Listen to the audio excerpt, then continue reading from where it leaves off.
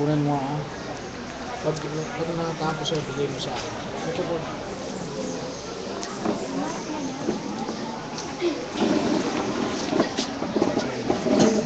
Biram lang tayo ng mic.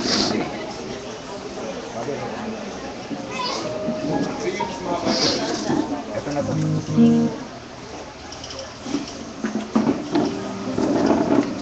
Dali. Yata. Dito lang siya. Ilang po kailangan. Ay, kailangan. Sige na, okay. Okay na raw, okay na. Okay. Sige.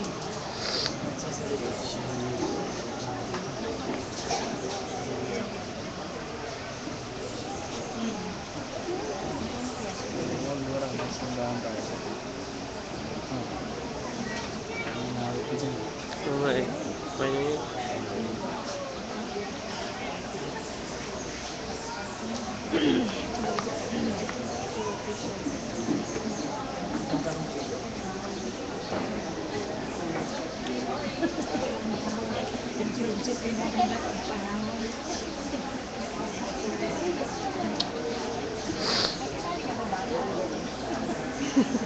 Kala ko si Juanito.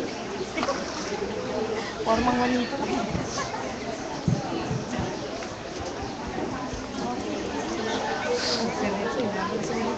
Diyan ka na. Yung sa isang Italy.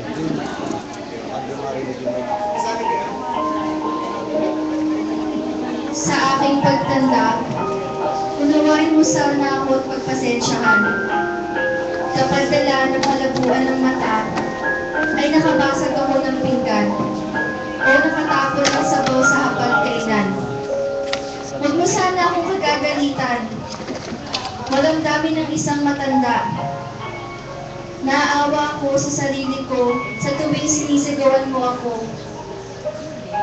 Kapag mahina na ang tenga ko at hindi ko maintindihan ang sinasabi mo, huwag mo naman sana akong sabihang bingi. Pakiulit na lang ang sinabi mo o pakisulat na lamang. Pasensya ka na anak, matanda na talaga ako. Kapag mahina na ang tulog ko, pagtiyagaan mo sana akong tulungan tumayo. Katulad ng pag-aalalay ko sa iyo noong nag-aaral ka pa lamang lumakad. Pagpasensyahan mo na sana ako kung ako man ay nagiging makulit at paulit-ulit na parang silang trako. At basta pakinggan mo na lang ako. Huwag mo sana akong pagtatawanan o pagsasawaang pakinggan. Natatandaan mo ba anak? Noong bata ka pa, kapag gusto mo ng lobo, paulit-ulit mo yung sasabihin. Maghapon kang mamulit hanggang di mo nakukuha ang gusto mo. Pinagtyagaan ko ang kakulitan mo. Pagpasensyahan mo na rin sana ang aking amoy. Amoy matanda. Amoy lupa. Huwag mo sana akong piliting maligo. Mahina na ang katawan ko. Madaling magkasakit kapag nalamigan. Boy, halika. Boy. Huwag mo sana akong pandilihan. Natatandaan mo nung bata ka pa. Halika rito. Pinagtyagaan kitang habulin sa ilalim ng kama. Kapag ayaw mong maligo. Pagpasensyahan mo sana kung madalas ako'y masungit. Dala na marahil ito ng katandaan. Pagtanda mo, maiintindihan mo rin ako.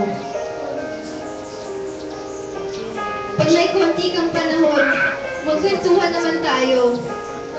Kahit sandali lang, inip na ako sa bahay. Maghapong nag-iisa. Walang kausap. Alam kong busy ka sa trabaho. Subalit, nais kong malaman mo. Nasabik na ako. Makakwentuhan ka kahit alam kong hindi ka interesado sa mga kwento ko. Natatandaan mo anak, noong bata ka pa, pinagtyagaan kong pakinggan at intindihin ang pautal-utal mong kwento tungkol sa iyong teddy bear. At kapag dumating ang sandali na ako'y magkakasakit at manatay sa balid ng karamdaman. Huwag mo sana akong pagsawaang alagaan. Pagpasensyahan mo na sana kung ako man ay maihi o madumi sa higaan. Pagtiyagaan mo sana akong alagaan sa mga huling sandali ng aking buhay. Tutal, hindi na naman ako magtatagal. Kapag dumating ang sandali ng aking pagpanaw, hawakan mo sana ang aking kamay. At bigyan mo ako ng lakas ng loob na harapin ang kamatayan.